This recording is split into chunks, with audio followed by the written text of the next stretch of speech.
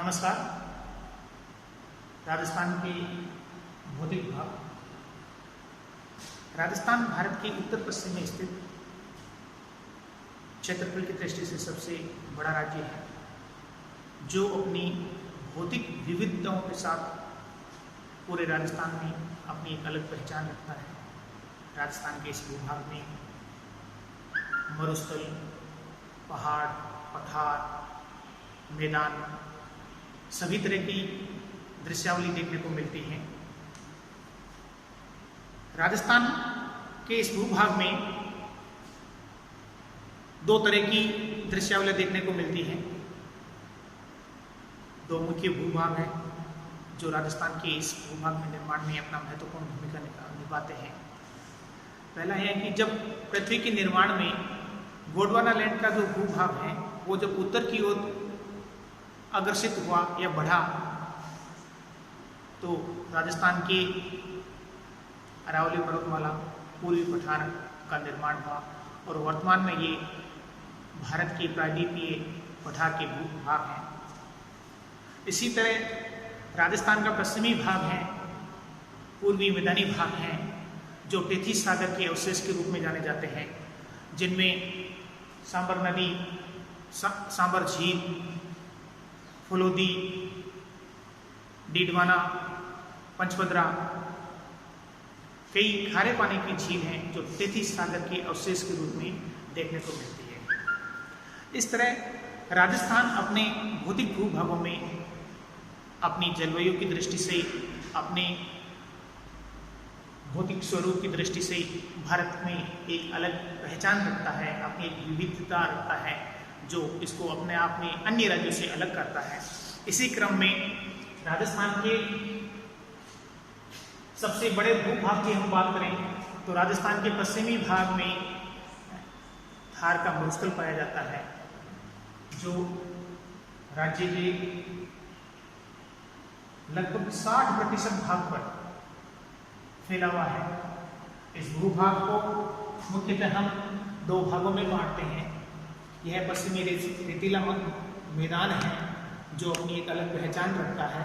इन रेगिस्तान के में दो मुख्य भाग किए गए हैं, जिनमें एक रेतीला शुष्क मैदान है, दूसरा अर्ध शुष्क मैदान है।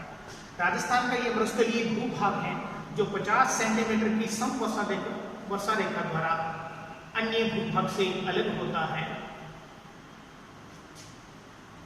50 सेंटीमीटर की वर्षा रेखा इसको अरावली के पश्चिमी भाग में विभाजित कर देता है, जबकि इसके पूर्वी भाग में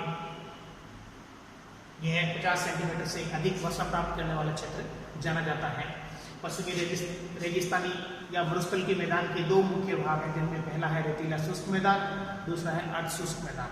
रेतीला शुष्क मैदान के भी दो भाग हैं, जिनमें मुख्य भाग है, एक है बालू का स्तूप युक्त मैदान, दूसरा है बालू का स्तूप मुक्त मैदान। दो इस तरह के मैदान पाए जाते हैं जो राजस्थान के पश्चिमी भाग में मुख्यतः आपको देखने को मिलते हैं। इन मैदानों में बालू का स्तूप पाए जाते हैं, जिनमें बरखान, अर्धचंद्राकार स्तूप, अनुवर्ती स्तूप और भोरे या टिल्लों के रूप में हम इनको देखते हैं, जो राजस्थान की पश्चिमी भाग में बाड़मेर, जैसलमेर, बीकानेर, नागौर का कुछ भाग इसमें शामिल किया जाता है। इसी तरह इसके बीच में एक ऐसा भाग पाया जाता है जो बालू का स्तूप मुक्त है, जिनमें किसी भी तरह के टिब्बे, धुरी इस तरह को देखने को नहीं मिलते हैं, जो मुख्यतः जैसलमेर और बाड़मेर में पाया जाता है। ये एक चट्टानी मरुस्थली भाग है जो हमादा, जिसको हम कहते हैं हमादा के रूप में जाना जाता है। इस स्तूप मुक्त भाग में आकल गांव में वुड फॉसिल्स पार्क पाया जाता है, जिसमें प्राचीन समय के जीवाश्म पाए जाते हैं, जो आज भी सदियों से वहां देखने को मिल रहे हैं और काफी बड़े भूभाग में ये पाए जाते हैं। दूसरा इसका भाग आता है शुष्क, अर्ध शुष्क मैदान या शुष्क, जो शुष्क मैदान से इसको अलग करता है। इस मैदान में 3 तरह के भूभाग जो मुख्यतः देखने को मिलते हैं। इसका उत्तरी भाग है जो गगन मैदान के रूप में देखने को मिलता है। गगन मैदान हिमालय से आने वाली घग्गर नदी के जो शिवालिक के पार्ट से निकलती है, वहां से निकलती है और पंजाब हरियाणा के रास्ते होती हुई राजस्थान में हनुमानगढ़ में एंट्री करती है, प्रवेश करती है, जहां इस नदी को नाली के नाम से जाना जाता है या इसके पार्ट को नाली के रूप में जाना जाता है। आखिर में ये नदी पाकिस्तान में एंट्री करते करते अपना विलुप्त हो जाती है या भूमिगत हो जाती है।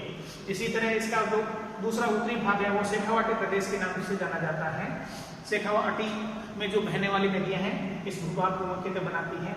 इसके बाद में तीसरा जो मुख्य इसका भाग है वो नागौर का उच्च प्रदेश है, जो अरावली से निकलने वाली कुछ छोटी छोटी नदियां हैं जो इस प्रदेश को भूभाग को बनाती हैं।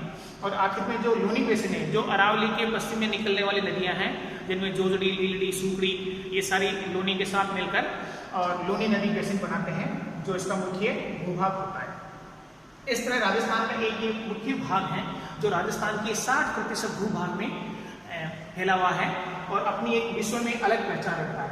इस मरुस्थल की खासियत ये है कि ये विश्व का सबसे घना बसा हुआ भूभाग या भूप्रदेश है, जो अन्य किसी भी मरुस्थल में इस तरह की जनसंख्या देखने को आपको नहीं मिलती है। इसके बाद में हम इसका जो मुख्य भूभाग पढ़ते हैं वो मध्य अरावली क्षेत्र होता है। मध्य अरावली क्षेत्र में अरावली जो विश्व की सबसे प्राचीनतम पर्वतमाला है, श्रेणी है, जो राजस्थान में स्थित है। यह गुजरात की पालम से लेकर दिल्ली की पालम हवाई अड्डे तक फैली हुई 692 किलोमीटर की लंबाई में फैली हुई है, जिसमें से राजस्थान में इसका जो मुख्य भाग है वो 550 किलोमीटर है। बाकी अन्य भाग है जो दूसरे राज्यों में स्थित है। अरावली प्रदेश है ये 13.3% के समथिंग भूभाग को घेरे हुए हैं। इसके मुख्यतः 4 भाग हैं। इसका जो उत्तरी पूर्वी पहाड़ी प्रदेश है वो अरावली पहाड़ियों के नाम से जाना जाता है, जो दिल्ली के आसपास में अपनी एक अलग पहचान रखता है, जिसको अलवर खंड भी कहते हैं। ये अरावली पर्वतमाला खंड खंड में या टुकड़ों में टूटे हुए रूप में पाई जाती है। काफी प्राचीन होने के कारण ये पर्वतमाला विखंडित हो गई है या इसके टुकड़ों के रूप में देखने को मिलती है। इसके बाद में इसका जो मुख्य भाग होता है जयपुर के आसपास की जो पहाड़ियां होती है वहां इसको देखने को मिलता है, जिसको मध्य अरावली खंड भी कहते हैं। और इसके 2 मुख्य भाग हैं, जिसमें एक शेखावाटी निम्न पहाड़ियां हैं और दूसरा मेरवाड़ा पहाड़ियां हैं। शेखावाटी निम्न पहाड़ियां सीकर के आसपास की जो पहाड़ियां हैं वहां देखने को मिलती हैं, और जबकि मेरवाड़ा जो पहाड़ियां हैं वो अजमेर के आसपास तारागढ़ के रूप में हमें देखने को मिलती है। तीसरा जो इसका मुख्य भाग है वो है मेवाड़ की पहाड़ियां। मेवाड़ की पहाड़ियां हमें उदयपुर, चित्तौड़, राजसमंद के आसपास देखने को मिलती हैं। इसके बाद में जो इसका मुख्य खंड है जो सबसे अधिक ऊंचाई में विस्तृत रूप में फैला हुआ है दक्षिणी भाग का है, या दक्षिणी अरावली खंड के रूप में जानते हैं, जिसको हम आबू खंड या आबू पर्वत के नाम से जानते हैं। ये इस तरह से इसके 4 भूभाग होते हैं जो 13.3% भूभाग के साथ में फैले हुए हैं। इस पर्वतमाला में ग्रेनाइट की अधिकता होने के कारण इसमें मार्बल, संगमरमर जैसे विशिष्ट खनिज संसाधन पाए जाते हैं, जिनमें जिंक भी मुख्य रूप में है, ग्रेनाइट है, संगमरमर है और भी अन्य तरह के खनिज हैं जो यहाँ देखने को मिलते हैं। इसके बाद में जो इसका तीसरा भाग आता है वो पूर्वी मैदानी भाग है। पूर्वी मैदानी भाग को हम 23.3% भूभाग के साथ में फैला हुआ है। ये एक ऐसा भूभाग है जो नदियों द्वारा सिंचित होता है। इस भूभाग के अंदर हम मुख्यतः उत्तर पूर्व से देखें तो चंबल का भूभाग आता है या चंबल बेसिन आती है, जो चंबल नदी, चंबल और उसकी सहायक नदी द्वारा सिंचित होता है और उनके द्वारा फैला हुआ है, उसके अपोहा तंत्र रूप में फैला हुआ है। इसके बाद में जो इसका मुख्य भाग है जो बनास नदी है, जो बनास और उसकी सहायक नदियों द्वारा भूभाग में फैला हुआ है। तीसरा जो इसका मुख्य भाग है वो है मालपुरा करौली का मैदान है, जो इसके आसपास की जो करौली टोंक के आसपास जो भूभाग है मुख्य रूप में, जिनमें कुछ बनास की सहायक नदियां भी इस भूभाग को सिंचित करती हैं या इसमें बहती हैं, का भूभाग इसमें शामिल करते हैं। चौथा जो इसका मुख्य भाग है वो छप्पन का मैदान है, जिसको वागड़ प्रदेश के नाम से भी जानते हैं। इसमें माही नदी अपना बेसिन या अपवाह तंत्र को फैलाती है। उसकी सहायक नदियां होती हैं जो माही नदी की मुख्य नदी के रूप में होती हैं और प्रवाह तंत्र को आगे बढ़ाती है। इस तरह इसका जो पूरी मैदानी भूभाग है जो 23.3% के साथ साथ राजस्थान की 3 मुख्य नदियां हैं जिनमें चंबल, बनास और माही इस भूभाग को सिंचित करती हैं और इस भूभाग में अपना महत्वपूर्ण योगदान निभाती हैं। आखिरी जो भूभाग है वो दक्षिण पूर्वी पठार के रूप में जानते हैं। ये 9.64% के साथ राजस्थान के दक्षिण पूर्वी भाग में फैला हुआ है। इस भूभाग के 2 मुख्य भाग हैं, जिसमें एक पहला भाग है जो विंध्यन गंगा के रूप में फैला हुआ है, जो प्रायद्वीपीय पठार के साथ में संलग्न है।